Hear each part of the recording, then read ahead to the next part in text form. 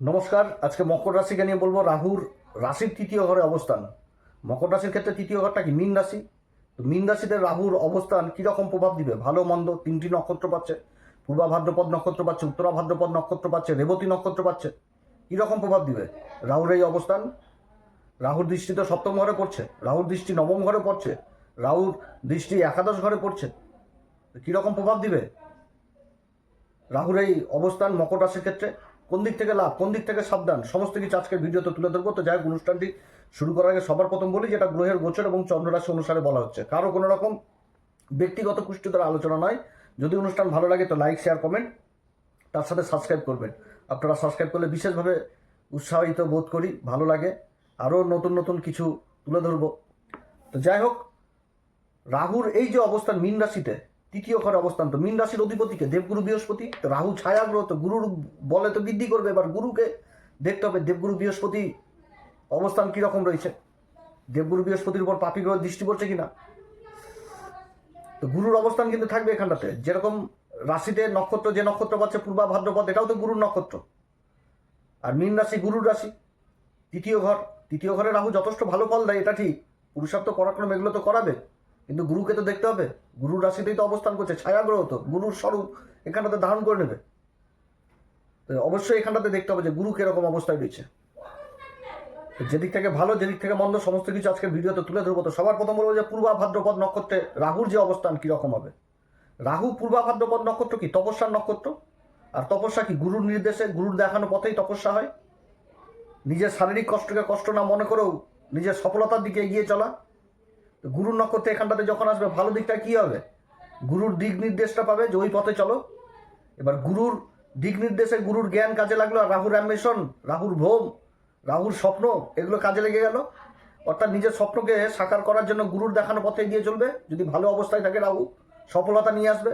এবং এই সফলতার মধ্যে বাধা বিঘ্ন অবশ্যই থাকবে, কারণ যে নক্ষত্র পূর্বা ভাদ্রপদ নক্ষত্র, এই নক্ষত্র মানেই তপস্যার নক্ষত্র। তো তপস্যা করতে গেলে তো নিশ্চয়ই শারীরিক কষ্ট হবে। তো অজয় এক পথ এক পায়ে দাঁড়িয়ে থেকে তপস্যা, যে তপস্যা করেছিল অর্জুন মহাভারতের সময়, এবং ভোলে আবার তপস্যা করেছিল, তো তপস্যা করে তো পুরস্কার পেয়েছিল। তো তপস্যা অর্থাৎ নিজের শারীরিক কষ্টকে কষ্ট না মনে করে সেই জায়গাতে সফলতা পেয়ে যাওয়া, সেটাই কিন্তু রাহু এই নক্ষত্রে করাবে এই মকর রাশিকে।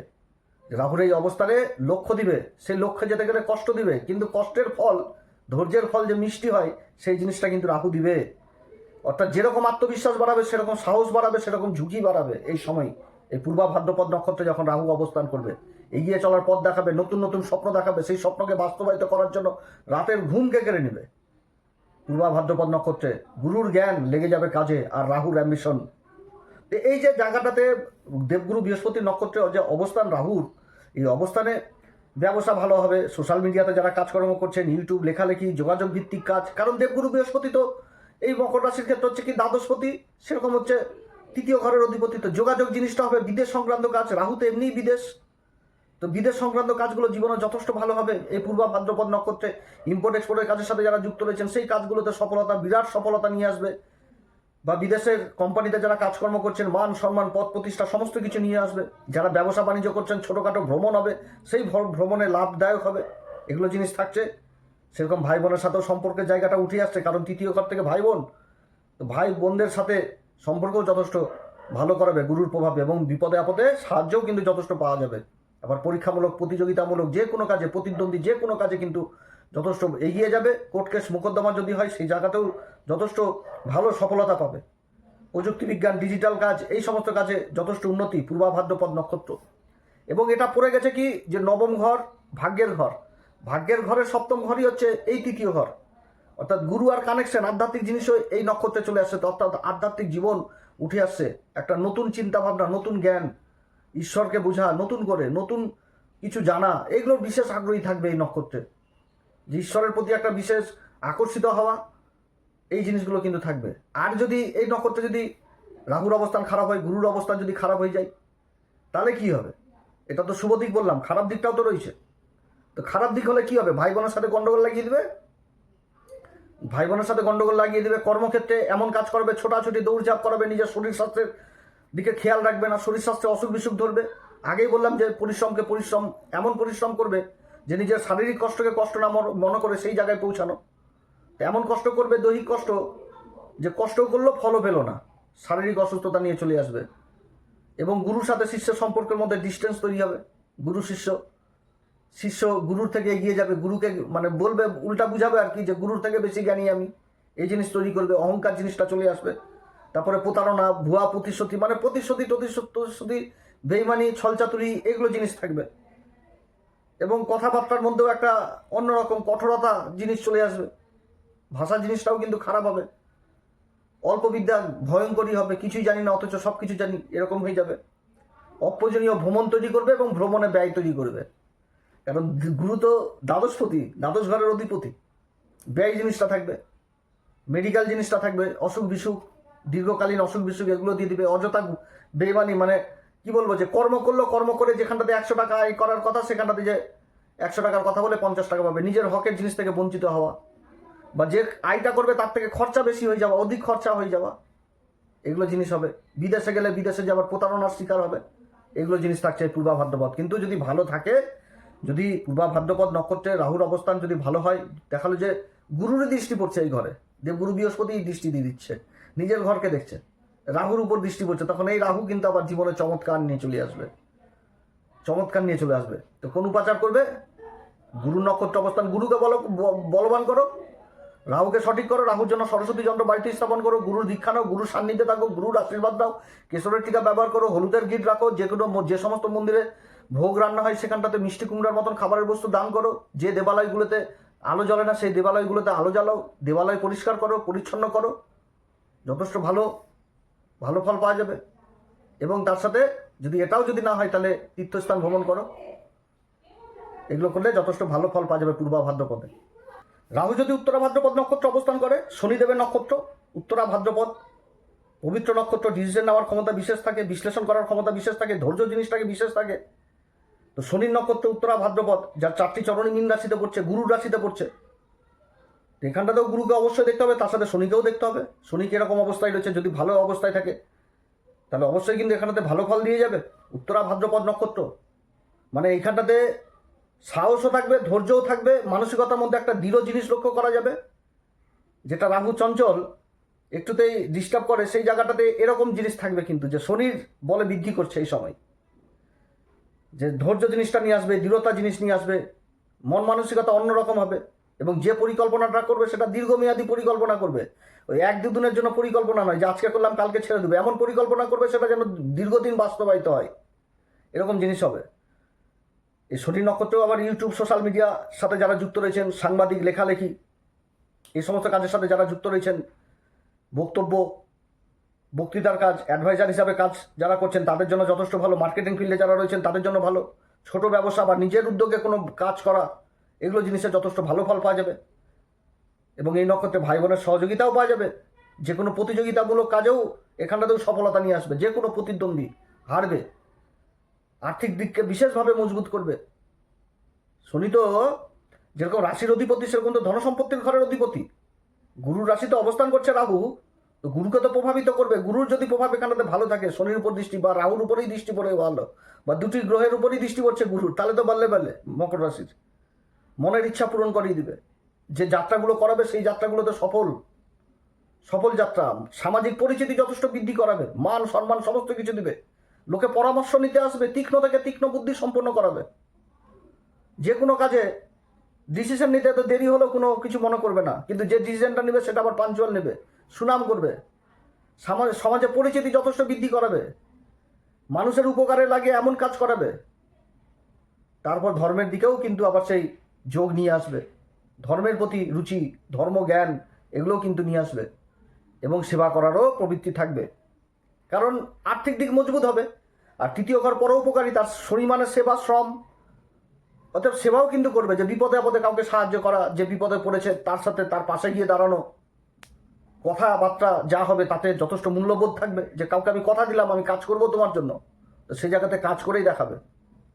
এইরকম অবস্থান হয়, এরকম অবস্থান হয়ে যায়। দাম্পত্য জীবনেও যথেষ্ট ভালো প্রভাব দিবে, দূরযাত্রা করাবে, উচ্চ মানে শিক্ষার অধিকারী করাবে, উচ্চ শিক্ষার অধিকারী করাবে। উত্তরা ভাদ্রপদ নক্ষত্র বাড়ির বয়স্ক লোকেদের বা উচ্চ অভিজ্ঞ লোক, যাদের জ্ঞান আমাদের সমাজে সব থেকে বেশি থাকে, অভিজ্ঞ লোক, বয়সের দিক থেকে অনেক বেশি, জীবন আমাদের থেকে অনেক বেশি দেখেছে, বাস্তব জিনিসটাকে বেশি অনুভব করেছে। এই সমস্ত লোকের দিক নির্দেশনায় বা এই সমস্ত লোকের দেখানো পথেই কিন্তু এগিয়ে চলা। তো সেই জিনিসও কিন্তু বৃদ্ধি করাবে সময়কালে,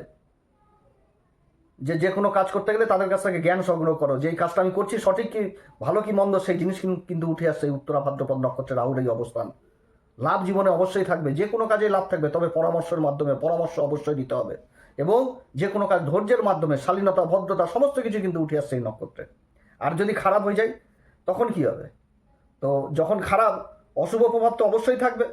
যেমন যে ভাই বোনের সাথে সম্পর্ক অত ভালো থাকবে না, সম্পর্কের বিচ্ছেদ ঘটাবে রাহু এখানটাতে, সম্পর্কের বিচ্ছেদ, সামাজিক পরিচিতি থেকে বিচ্ছেদ ঘটিয়ে দিবে। যে সমাজে মিশবে সেই সমাজের লোকজনই ঠকিয়ে খাবে। উপকার নিয়ে উপকারের কথা ভুলে যাবে, আজকে উপকার করলাম কালকে ভুলে যাবে যে আপনি কি উপকার করেছিলেন। এবং যে কোনো প্রতিযোগিতা হোক বা কর্মক্ষেত্রে যেখানটাতে কর্ম করছেন সেখানটাতে প্রতিদ্বন্দ্বী যথেষ্ট বেড়ে যাবে এবং শৃঙ্খলাবোধ জিনিসটা থাকবে না, আত্মবিশ্বাস যথেষ্ট থাকবে না, এই সমস্ত জিনিস থাকবে। কথাবার্তার মধ্যে কঠোরতা থাকবে। সত্যিও যদি বলে তো সেটাও যে হারে লাগবে, দেহে লাগবে না, যে হারে লাগবে। এবং ব্যয়বহুল্য করাবে জীবনে, নিজের ভুল সিদ্ধান্তের জন্য আর্থিক ক্ষতি নিয়ে আসবে এই উত্তরা ভাদ্রপদ নক্ষত্রে। সিদ্ধান্ত ভুল করে দেওয়া, এই জিনিসগুলো করাবে। অনলাইন প্রতারণা, অযথা ভ্রমণ করাবে, ছোটাছুটি করাবে, নিজের প্রাপ্য জিনিস থেকে বঞ্চিত করে দেওয়া, যে লাভটা পেত সেই লাভ থেকে বঞ্চিত হওয়া, এগুলো কিন্তু দেখাচ্ছে। এবং সমস্যা, যেগুলো সমস্যা যেগুলো আমার ক্ষেত্রে হতে পারে, এগুলো হওয়ার প্রবল সম্ভাবনা থাকবে, এগুলো হওয়ারও প্রবল সম্ভাবনা থাকবে। গোপন শত্রু তৈরি করবে, গোপন শত্রু, এবং বিনা কারণে ঈর্ষার শিকার হওয়া, হিংসা করা, এগুলোও কিন্তু করবে। তবে একটি কথা, যাদের উত্তরা ভাদ্রপদে রাহুর অবস্থান খারাপ অবস্থায় রয়েছে তাদেরকে একটাই মূল মন্ত্র বলবো, সেটা হচ্ছে ধৈর্য হারালে চলবে না, ধৈর্য ধরে কাজ করতে হবে। আর কোন উপাচার করবে? মা সরস্বতী মায়ের আরাধনা, শ্রীহরি বিষ্ণুর আরাধনা, বিষ্ণু সহস্রনাম, এগুলো কিন্তু করা উচিত। বিষ্ণু সহস্রনাম, এছাড়া বজরংবলী হনুমানজির পূজা অর্চনা করা উচিত। হনুমান চল্লিশা, বজরংবাণ, মঙ্গলবার করে সিঁদুর দান, জটালা নারকেল দান, কাঠকয়লা প্রবাহমান জলে নিক্ষেপ করা অবশ্যই উচিত, অবশ্যই উচিত। রাহু কিন্তু এই শনির নক্ষত্রে এরকম প্রভাব দিয়ে দিবে যদি খারাপ অবস্থায় থাকে। আর রাহু যদি খারাপ থাকে তাহলে তো এই উপাচার অবশ্যই করা উচিত। রেবতী নক্ষত্রে যদি রাহু অবস্থান করে, রেবতী তো বুধের নক্ষত্র হয়ে গেল, তাহলে বুধকেও তো প্রভাবিত করতে হবে, বুধকেও দেখতে হবে বুধ কীরকম অবস্থায় রয়েছে, বুধের অবস্থান দেখতে হবে। রাহু যদি এখানটাতে শুভ অবস্থায় অবস্থান করে রেবতীতে, তাহলে কিন্তু আবার যথেষ্ট ভালো ফল দিবে। বুধের নক্ষত্র, বুধের জায়গায় রাহু অন্যরকম কাজ করে, অন্যরকম। বুধের যে মিথুন রাশি, তারপরে কন্যা রাশি, রাহু তো একদম নিজেরই রাশি ভাবে, তারপর আবার নক্ষত্র বুধের নক্ষত্র, এখানে তো ফল দিবে, ভালোই ফল দিবে। কিন্তু যদি নেগেটিভ দেয়, এমনিতে তো 90% ভালো দেয়, 10% খারাপ দেয়। কিন্তু রাহু যদি পাপ প্রভাবের মধ্যে চলে আসে, পাপ কর্তকী যোগে যদি চলে আসে, রাহুর উপর যদি পাপী করে দৃষ্টি থাকে, তাহলে তো আবার অশুভ ফলও দিবে। তো ভালো মন্দ ফলের বিচার এইভাবে হচ্ছে যে শুভ জায়গাটা যেটা শুভ ফল দিবে এই রেবতী নক্ষত্রে, সেটা হচ্ছে কি, যোগাযোগ করাবে কর্মক্ষেত্রে, নিজের দক্ষতা বুদ্ধিমত্তার পরিচয় দিবে, উপস্থিত বুদ্ধি, এগুলো কিন্তু যথেষ্ট বৃদ্ধি করেই দিবে। যে এমন একটা কৌশলী বুদ্ধি দিবে যে সেখান থেকে বের হয়ে চলে আসবে, এমন রাস্তা পেয়ে যাবে। ব্যবসা বাণিজ্য ক্ষেত্রে যে যাত্রা করবে সেখানটাতে সফল হয়ে যাবে। বুধের নক্ষত্রে রাহুর অবস্থান সোশ্যাল মিডিয়া, ইউটিউব, ফেসবুক, এই সমস্ত ক্ষেত্রে সফল হয়ে যাওয়া। যারা সাংবাদিকতা করছেন, যারা মিডিয়াতে রয়েছেন, সোশ্যাল মিডিয়াতে অ্যাক্টিভ রয়েছেন, মার্কেটিং ফিল্ডে রয়েছেন, অ্যাডভাইজার হিসাবে কাজ করছেন, চার্টার্ড অ্যাকাউন্টেন্ট হিসাবে কাজ করছেন, আইন সংক্রান্ত কাজের সাথে যারা যুক্ত রয়েছেন সেই কাজে বিশেষভাবে লাভ। এছাড়া এই সমস্ত কাজের সাথে যুক্ত রয়েছে, এটাই কোনো বিদেশি কোম্পানির সাথে যুক্ত রয়েছে, সেই সমস্ত কাজে যথেষ্ট লাভ। বিদেশি যে কোনো কাজের বড় বড় প্রজেক্টের সাথে যারা যুক্ত রয়েছেন সেই দিক থেকে সফলতা, মান সম্মান, পদ প্রতিষ্ঠা বৃদ্ধি পেয়ে যাওয়া। ইম্পোর্ট এক্সপোর্টের কাজের সাথে যারা যুক্ত রয়েছেন সেই দিক থেকে বিশেষ উন্নতি। অনলাইন কাজের সাথে যারা যুক্ত রয়েছেন সেই দিক থেকে বিশেষ উন্নতি। অনলাইন সফটওয়্যার জনিত কাজ, মডার্ন টেকনোলজির উপর যারা গবেষণা করছেন সেই জায়গাটাও উঠে আসছে। উচ্চশিক্ষা যারা লাভ করছেন, কারণ রাহু তো রেবতী নক্ষত্র, বুধের নক্ষত্র অবস্থান করে সেই ভাগ্যের ঘরকেই তো দেখবে, যে ভাগ্যের ঘরটা হচ্ছে কন্যা রাশি, কন্যা রাশির উপর দৃষ্টি থাকছে, কন্যা রাশিকে নিজের রাশি ভাবে। ট্যুর অ্যান্ড ট্রাভেলিংয়ের কাজের সাথে যারা যুক্ত রয়েছেন বিশেষ লাভ, উচ্চ শিক্ষার সাথে যারা রিসার্চ জাতীয় বিদ্যা, পিএইচডি, গবেষণা, এই সমস্ত কাজের সাথে যারা যুক্ত রয়েছেন সেই কাজ থেকে বিশেষ লাভ। এছাড়া যারা ইম্পোর্ট এক্সপোর্টের কাজের সাথে যুক্ত রয়েছেন সেই কাজ থেকে বিশেষ লাভ। মডার্ন টেকনোলজির কাজের সাথে যারা যুক্ত রয়েছেন সেদিক থেকে লাভ। প্রতিযোগিতামূলক পরীক্ষা, ইন্টারভিউ, মানে এইখানটাতে নিজেদের কৃতিত্ব বা নিজেদের যে পারফরম্যান্স সেটা দেখানোর একটা ভালো জায়গা উঠে আসে। দ্রুত সিদ্ধান্ত নিবে এবং সিদ্ধান্তটা যথেষ্ট ভালোই নিবে যদি রাহুর অবস্থান ভালো থাকে। কল্পনা শক্তি বিশেষ হবে এদের, মানে এমন এমন কিছু কিছু কল্পনা করবে সেটাকেও বাস্তবায়িত করে দিবে। কল্পনা এত সুন্দর এদের সেই নলেজটা থাকে। এখানটাতে রাহুর যে মানে স্বপ্ন, রাহুর যে অ্যাম্বিশন, সেটা বুধ নিজের ম্যানেজমেন্ট করবে নিজের বুদ্ধির দ্বারা, জ্ঞানের দ্বারা, চতুরতার দ্বারা। গুরুর রাশিতেই পড়ে যাচ্ছে, গুরুর জ্ঞান চলে আসলো, রাহুর স্বপ্ন চলে আসলো, আর বুধের ম্যানেজমেন্ট, স্মরণ শক্তি, লেখালেখি, এগুলো কিন্তু বিশেষভাবে সফলতার দিকে নিয়ে যাবে। আর যদি খারাপ অবস্থায় থাকে তাহলে অশুভ প্রভাব দিবে। অশুভ প্রভাব কোন দিকে দিবে? সবসময় চতুরতা জিনিসটাকে বৃদ্ধি করাবে, শর্টকাট জিনিসটাকে খুঁজবে, শর্টকাটে কাজ করব, এগুলো পদ্ধতি খুঁজবে। আর সেখানটাতেই কিন্তু সমস্যা তৈরি হওয়ার প্রবণতা তৈরি হয়ে যাবে, সমস্যা তৈরি করে দেবে, গুজবে কান দিবে, ভুল তথ্য নিয়ে আসবে, যোগাযোগের জায়গাতে ভুল সন্ধান করবে। যে লোকের সাথে যোগাযোগ করবে সে লোকই না, ভুল তথ্য। ভাই বোনের সাথেও সম্পর্ক নষ্ট করাবে, প্রতারণার শিকার হবে, যে কোনো দিক থেকে, অনলাইন হোক বা যে কোনো ক্ষেত্রে প্রতারণা হোক। স্মরণশক্তি ভালো থাকবে না। বিনিয়োগের ক্ষেত্রে ভুল সিদ্ধান্ত নিয়ে আর্থিক লোকসান করিয়ে দিবে, ব্যয় জিনিসটা করাবে। যে যাত্রাগুলো হবে সেই যাত্রাগুলোতে ব্যয় করাবে। শত্রু বিশেষভাবে তৈরি করে দিবে, এমন শত্রু তৈরি করে দিবে যে পদে পদে শত্রু শুধু বাধা দিবে, এরকম তৈরি করে দিবে। এবং জীবনের সফলতা মানে খুব বিলম্ব হবে, মনের মধ্যে অস্থিরতা তৈরি করবে, হতাশার শিকার করাবে, তার সাথে অনিদ্রা, এই জিনিসগুলো কিন্তু তৈরি করাবে। ক্লান্তি দিবে, পরিশ্রম, পুরুষার্থ, পরাক্রম, এগুলো তো থাকছে, যার জন্য শরীরে ক্লান্তি। এবং অত্যধিক ভ্রমণ করাবে, যে ভ্রমণের কোনো মানেই নাই, অযথা শুধু ঘুরে বেড়াবে। এইরকম কিন্তু প্রভাব দিয়ে দেয়। কোন উপাচার করবে? ওই একই হনুমান চল্লিশা, বজরংবান, শ্রীরাম সীতা প্রণাম মন্ত্র সহকারে পাঠ করো, মঙ্গলবার দিন করে বজরংবলীকে সিঁদুর দান করো, জটালা নারকেল দান করো, এবং রাহুর জন্য মা সরস্বতী যন্ত্র স্থাপন করো। এই রাহু আর হচ্ছে সূর্য, এই মকর রাশির ঠিক করলে একদম হেভি ফল পেয়ে যাবে। রাহু আর সূর্যকে ঠিক করতে হবে। রাহুকে ঠিক করার জন্য সরস্বতী যন্ত্র বলেছি, আর তার সাথে সূর্যকে ঠিক করার জন্য সূর্য যন্ত্র। এই দুটি দিক যদি ঠিক থাকে তো মকর রাশি এই অষ্টমপতি সূর্যকে যদি ঠিক করে তো মানে বিশেষ সাপোর্ট পেয়ে যাওয়া, বিশেষ সাপোর্ট পেয়ে যাওয়া এবং ভালো দিকে, উন্নতির দিকে চলে যাবে। তো যাই হোক, যদি অনুষ্ঠান ভালো লাগে তাহলে লাইক, শেয়ার, কমেন্ট, তার সাথে সাবস্ক্রাইব করবেন। এরপরে চতুর্থ ঘর নিয়ে আলোচনা করব। আপনারা সবাই ভালো থাকেন। নমস্কার, ধন্যবাদ।